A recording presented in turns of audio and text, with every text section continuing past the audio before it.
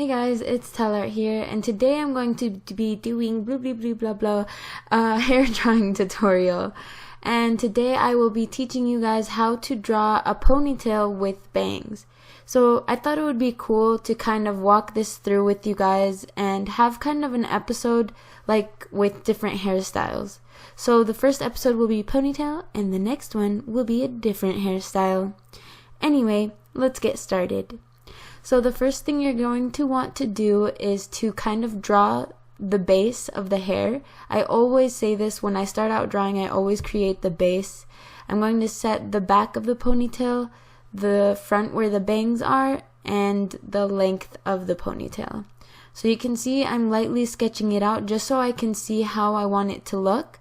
And be as flowy as you can. Don't push too hard on your pencil and restrict your hands. So press very lightly and create kind of a base frame around the face, like how I'm doing right now, and in the back for the ponytail.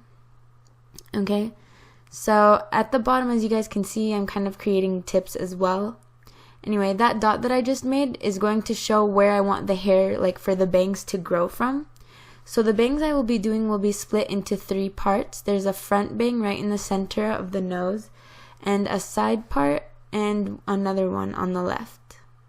So I'm drawing a line for the forehead just so I know how far up I can go for the hair and kind of keep it all balanced. And as you can see, if I pass that line, then the forehead will look kind of weird. So make sure you keep all the splittings, those little triangle splits, at equal length. And wow, I am going kind of fast. I am so sorry about that. Anyway, I'm kind of adding more detail now. I'm sectioning out the hair. It's very important to section out the hair and darken the lines that you want to keep. And now I'm just kind of adding little details and fixing up the shape of the back of the head, I guess. I'm just fixing that shape right now. Alright, so next we're going to add thinner strands of hair while darkening the hair in general. So what I'm going to do is I'm going to start with the front of the face. I'm going to start adding little details like little strands coming out of the big strands and little partings. So you'll see what I mean as I'm drawing it right now. I'm just adding little lines, little details to show the little strands. Lots of little things. So there's that. And I go back and add more strands when I feel like it's kind of empty, but you can show strands coming out of the thick strand. You can you can show strands merging into each other. There's a lot you can do, but it takes a lot of practice and you're gonna kind of have to experiment. So what I just did right now is like a little parting of the strands right there where it parts and then it merges again. So you can see that it split and then come together. And then on this side, I'm going to be doing the same thing. I'm just adding little details and little strands coming out towards her face. And if you want it to look really kind of messy, you can add a lot of little strands kind of going everywhere. So the messier you want it to look, then the more little strands you need to add that are like haphazard. Anyway, so there's that. I'm just adding a little bit more because I just want it to look like kind of alive. So my tip at the bottom says to make sure the strands stay in their section. That's just because of the way I want the drawing to look. So if you do make sure the strands stay in their section, then it won't look as messy. So that's kind of my tip, I guess. So that's what I mean. If you look at my drawing, each section has like their own little strand. So yeah, so now I'm just adding more and more lines, and then I'm going to add more gaps and probably start on the back ponytail.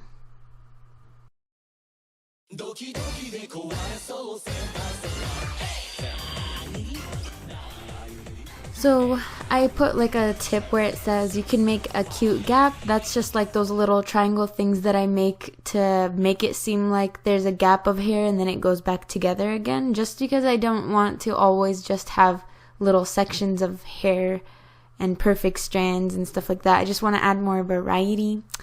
And now I'm just kind of I'm using curved lines to kind of show that the hair is being pulled back into a ponytail. So this is what I would do. I just kind of make little curves and little bumps and stuff, and they don't have to be perfect. The thing with the ponytail is you're never gonna get the perfect smooth ponytail, you know? So you're gonna have these little lines and little bumps to show hair getting pulled, and where segments of hair are pulled more than others and stuff like that. So it's really cool. Now we have the front and the middle back done. Now we're gonna do the back, which is the actual ponytail.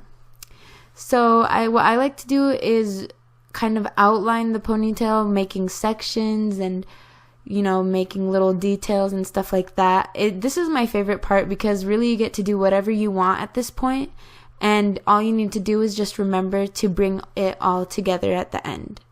So what I like to do is have big sections at the top of the ponytail and small sections at the bottom. And you'll see what I mean as I'm drawing this. As I get closer and closer to the bottom, you're going to see it break into more and more little strands. But at the top, they're thicker strands. So it's really cool, and if you try that, it will look really, really nice. Now, one of my tips would be less is more with the big strands. Try showing movement with curvy lines. So when you have huge strands, you don't need to add that many lines because it's just one big strand. It doesn't have a lot of movement. It's kind of together all the time, and it doesn't really have lots of small little strands sticking out of it. So as you can see at the top of the ponytail, I only have about one strand pointing out, whereas I get closer to the bottom, I have more and more details. So it's really fun, and the more you draw curvy lines and kind of have fun with it, it shows in your drawing. So don't be too hard on yourself if your lines don't look smooth. You just need to practice drawing curvy lines and get out your sketchbook and draw those lines. It takes a lot of practice, but I know you'll get there, and I know you'll do way better than this tutorial. Alright, fam? So all you have to do is follow along and listen to my steps. No, I'm just kidding. You don't have to listen to my steps. It's just what I think helped me when I drew hair and draw hair currently. So this is like my updated tutorial. Anyway, so just adding variety to hair and little strands kind of coming out of the hair make it a lot more fun and a lot more dynamic. I love drawing this kind of hair because you just literally do whatever you want and no one can say you drew it wrong. So that's really cool, really nice. Anyway, so I go back and darken my lines at the end. I create more depth. I make lines thinner or thicker depending on what I want to stand out. Usually what I do is I outline the outline lines, I make darker because I want it to show more. And the thin lines, I kind of have light. So like I don't darken those lines, so it kind of shows like more depth and stuff, and it just looks really good that way. So, you know, so that's pretty much all I do with that. I think that's all that I think is important. I'm not really sure. Just a recap, make sure you section your hair out properly, add details at the end, and draw each part of a hair as a section. So front, middle, then back. Alright? So bangs, back, whatever you're doing. Okay? So that's it. Thank you guys so much for watching, and I'll see you in my next video. Bye-bye!